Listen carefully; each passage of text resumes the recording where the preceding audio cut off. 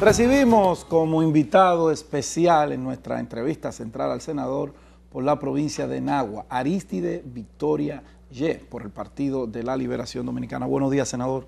Buenos días, gracias por la invitación.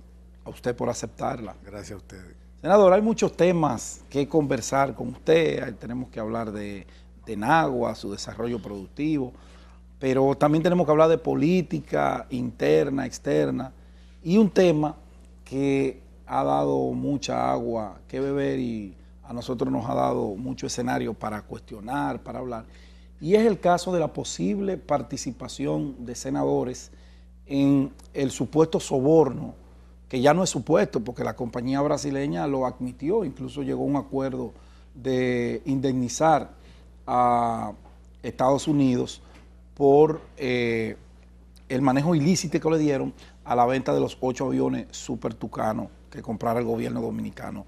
¿Cuál es la situación real de esta historia? Ustedes que son senadores y no se ha dicho cuál senador es, puede ser Juan, puede ser Pedro. ¿Cuál es la visión de Aristide Victoria con este tema de la corrupción con estas compras?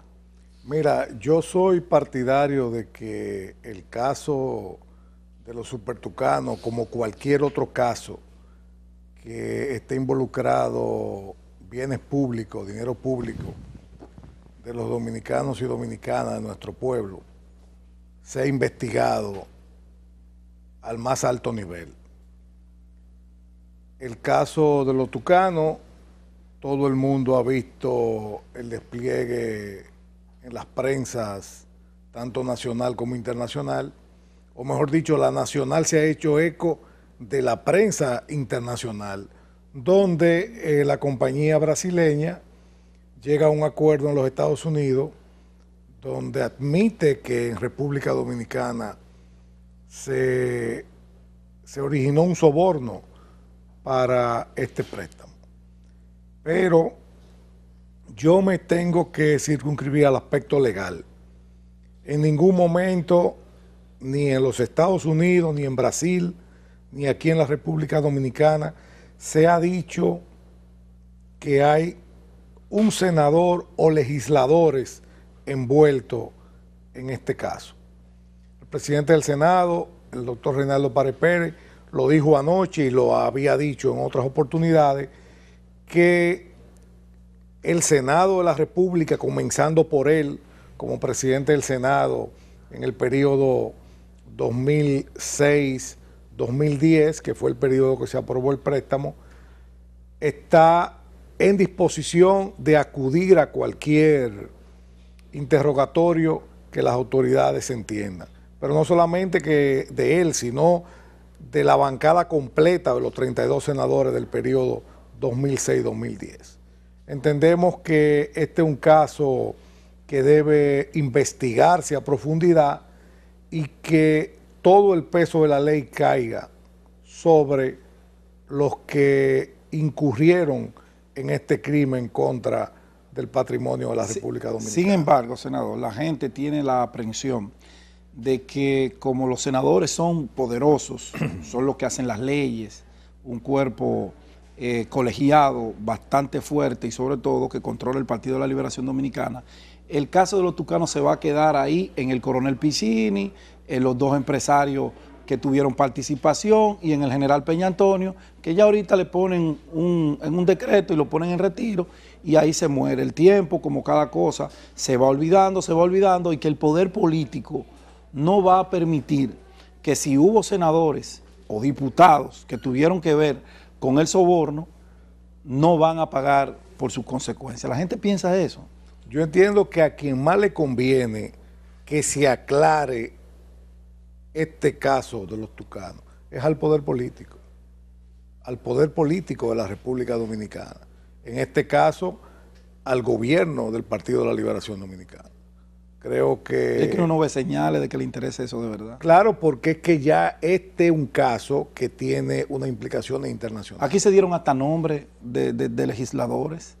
Se dio el nombre del senador Canaán, el otro no se ha dicho, pero a la gente no le cabe en la cabeza, y yo por eso le pregunto a usted, no hago cuestionamiento directo a nadie porque yo no estaba ahí y no tengo la prueba para decir fulanito estaba o no estaba, pero la gente entiende que un préstamo de esa magnitud de 92 millones de dólares no se va a aprobar, no puede haber un aparato corruptivo que lo maneje simplemente un coronel, porque hoy ¿dónde estaban los legisladores? Que fue que aprobaron el préstamo.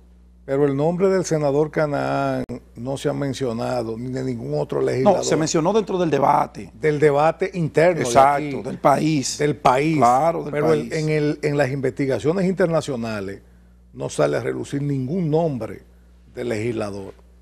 Ningún nombre del legislador. Nosotros, les reitero, somos de opinión que todas las investigaciones deben llevarse a cabo y que el que metió la mano pague sus consecuencias. Pague sus consecuencias. Y les reitero, el presidente del Senado ha sido una persona transparente y ha dicho que deben ser investigados, si el Ministerio Público así lo entiende, los 32 senadores de ese periodo y que cada quien dé su versión.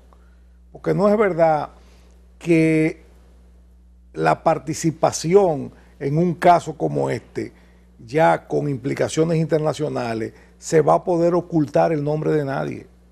Es imposible. Es imposible que se deje de ocultar. Y yo creo que para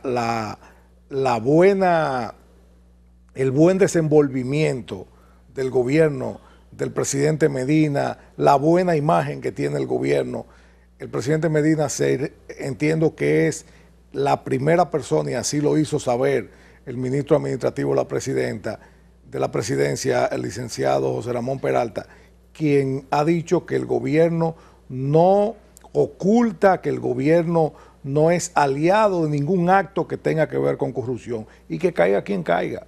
Y nosotros albergamos la esperanza de que este caso se lleve a las últimas consecuencias y que los responsables le caiga todo el peso de la ley. Senador, hay dos proyectos importantes. Ayer ustedes aprobaron la solicitud de los bonos para el proyecto de Punta Catalina, lo hicieron, lo declararon de urgencia y fue aprobado en 2 lecturas consecutivas. La visión suya con este proyecto de Punta Catalina, el gobierno debe seguir la inversión que el pueblo dominicano le ha confiado, porque el sector privado ha demostrado que sus intereses pesan más que los intereses del pueblo dominicano. Y cuando el gobierno salió con este proyecto de Punta Catalina, todo el pueblo dominicano aplaudió, pero no aplaudió igual cuando el gobierno dice, hace un par de semanas, que va a vender acciones por $1.000 millones de ese proyecto. ¿Cuál es la visión de usted como senador? ¿Se debe vender, debe mantener el gobierno la hegemonía y el control de esta planta, por lo menos en sus fases iniciales? Ya luego veremos cuando se estabilice el sistema y se haya coaccionado a los generadores a servir la energía al precio que cuesta, porque ya tienen competencia, o vender las acciones ahora y que el sector privado siga controlando, como lo han hecho, el sector eléctrico. En primer lugar, decirte que los bonos que se aprobaron ayer es para sustituir, sí, claro, el financiamiento de un banco brasileño, del Bandes, que por problemas de liquidez no va a poder desembolsar el préstamo. Ese es un préstamo, un dinero que está contemplado en el presupuesto de este año, del año 2016, que no es un préstamo nuevo, no, exacto, sino que es un cambio de acreedor, lo que nosotros hemos aprobado. Por eso se aprobaron los bonos en el día de ayer, se declaró de urgencia y va a pasar a la Cámara de Diputados. El proyecto Punta Catalina ya tiene un 65% de ejecución y el 92% de los equipos del proyecto ya están aquí en la República Dominicana en fase de instalación. Creo que es un gran proyecto del gobierno del presidente Medina, donde va a servir de equilibrio al sistema energético de la República Dominicana, porque se va a generar energía a un bajo costo. ¿Qué quiere el gobierno? Que el sector privado se involucre en las dos plantas. Pero ese era el temor. Pero la involucración del sector privado la involucración del sector privado siempre será minoritaria. O sea, el gobierno no permitirá que exceda de un 49% de las acciones. O sea, el control del proyecto lo tendrá el gobierno y también el control de la tarifa de generación que van a tener esas plantas. Yo creo que es un paso importante del gobierno. El gobierno necesita también algún nivel de liquidez. El sector privado está interesado en la inversión y nosotros lo vemos positivo. Muy positivo. O sea, la alianza público-privada, usted la ve positivo siempre y cuando el gobierno tenga el control, como lo ha manifestado el vicepresidente ejecutivo de la CDE. Mire, senador, la escogitación de los miembros de la Junta Central Electoral y de la Cámara de Cuentas ya se dio fecha. Se dice que antes del 9 de noviembre pues se le dirá al país quiénes serán los elegidos. ¿Se quedan algunos de los que están? ¿Vendrán caras nuevas? ¿Ustedes van a aceptar la presión de organismos internacionales y de la sociedad civil dominicana, de la propia Embajada de los Estados Unidos, que dijo a través de la revocación de la visa, nosotros no queremos a Roberto Rosario que siga presidiendo la Junta Central Electoral? ¿Cómo entiende usted que vendrá conformada esta Junta? La comisión especial que preside el senador Dionis Sánchez ya culminó el proceso de evaluación de los 220 aspirantes. Tienen de plazo hasta el día 9 de noviembre para dar su informe final y para que el Pleno del Senado conozca las propuestas. O sea, no es que van a ya escoger, sino van a presentar. Entonces viene el proceso donde ustedes los senadores determinan si van o no van. No, ellos tienen que, antes del día 9, presentarlo al Pleno. Correcto. Y nosotros tenemos como plazo el día 9 de noviembre para la escogencia, según el reglamento interno del Senado de la República, que establece que los miembros de la Junta Central Electoral serán escogidos dentro de los 60 días hábiles al inicio del periodo constitucional. Cuando hablamos de días hábiles, son días laborables, de lunes a viernes. Eso concluye el día 9 de noviembre. La comisión ha hecho un trabajo que ha sido evaluado y ha sido refrendado por los mismos interesados en ser miembro de la Junta Central Electoral y de ser suplente, y vamos a esperar ya el informe de la comisión.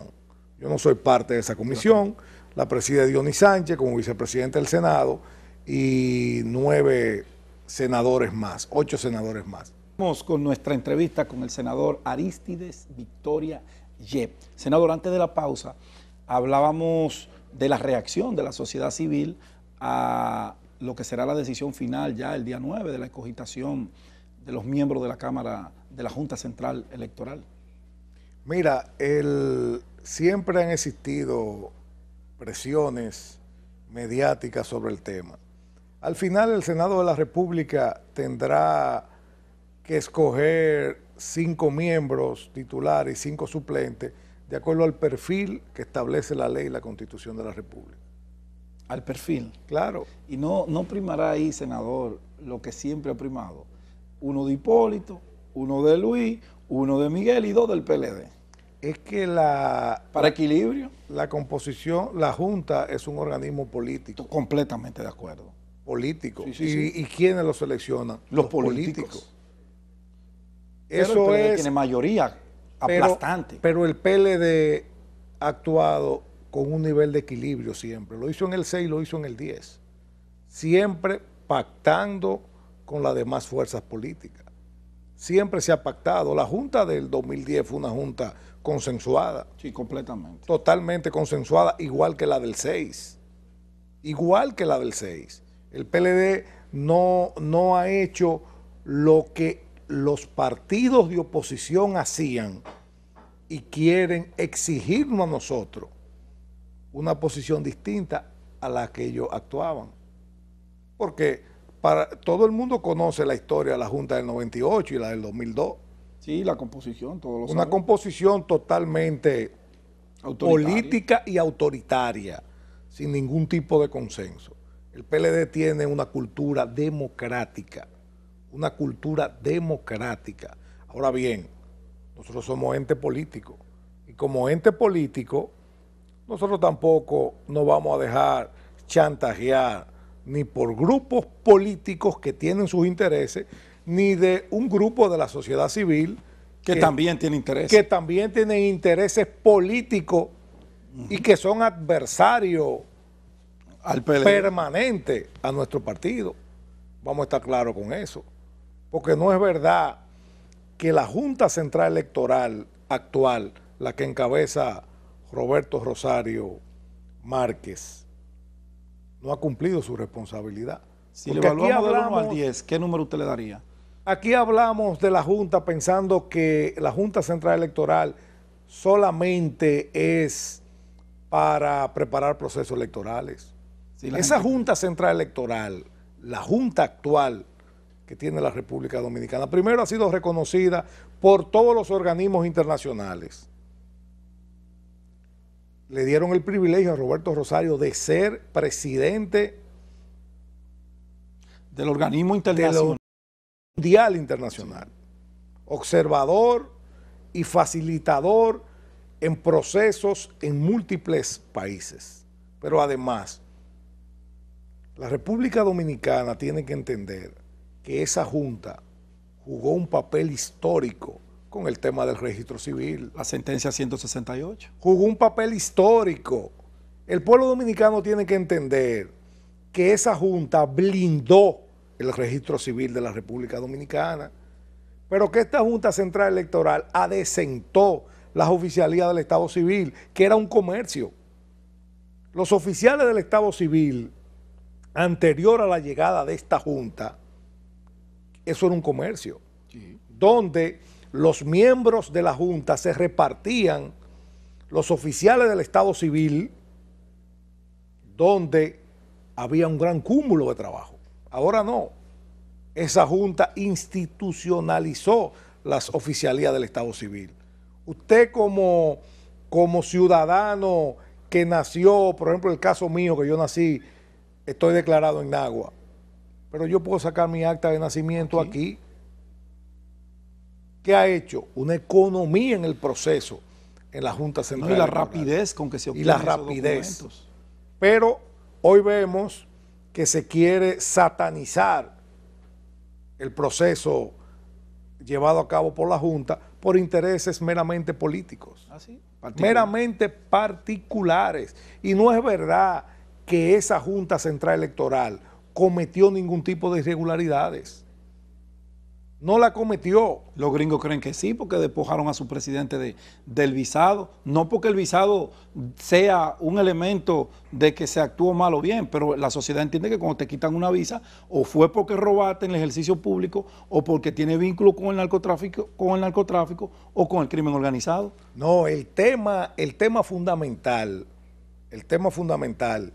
de la visa del presidente de la Junta es un tema por presiones mediáticas, por el tema del registro civil en la República Dominicana. Por el tema de la sentencia. Porque el mismo embajador de los Estados Unidos y el Departamento de Estado reconocieron y felicitaron al día siguiente el triunfo del presidente Medina. Pero no ha sido el trabajo de Roberto. O tomaron una decisión meramente Los personal. Observadores internacionales informaron de las irregularidades que hubo con el tema. Siempre los hay. Siempre los hay. Siempre los hay. Pero ningún sistema es perfecto. Ni palito ni cerito. Ni palito ni cerito. Lo que pasa es que la oposición política debe trabajar en el pueblo para ganarse la simpatía. El PLD fue en el 2004 con una junta impuesta de manera totalitaria por el PRD. ¿Y qué pasó en el 2004? El pueblo lo sacó. Nosotros ganamos las elecciones. Claro. Ganamos las elecciones. Entonces, es una cultura de la oposición cada vez que pierde un proceso. Primero, no reconocer el triunfo. La fiebre en la sábana. No reconocer el triunfo. En el 2004 se tuvo que reconocer el triunfo del presidente Leonel Fernández, porque fue avasallante, 57-33. Y ahora mismo... Y ahora 62-34 histórico. Y no han tenido la humildad de reconocer el triunfo del presidente Danilo Medina, el presidente mejor valorado, un 82% de la población lo valora positivo. ¿Y cuál es el destino de la oposición? Seguir transitando el camino de la derrota. Y lo seguirán transitando porque de la forma que ellos están actuando, no es verdad que el Partido de la Liberación Dominicana le va a permitir a ellos que nosotros le entreguemos las facultades que el pueblo voto a voto nos dio en las urnas. Senador, yo quisiera que habláramos un poquito de Nagua, pero el coordinador me está haciendo más señas que un tráfico allí. Va a haber una segunda entrevista para que sigamos desarrollando estos temas de los tucanos, de la Junta, se llevan el tiempo de una entrevista. La invitación queda abierta para que hablemos de esa productiva provincia de Nagua y agradecerle a usted su presencia aquí esta mañana. Muchas gracias, muy amable.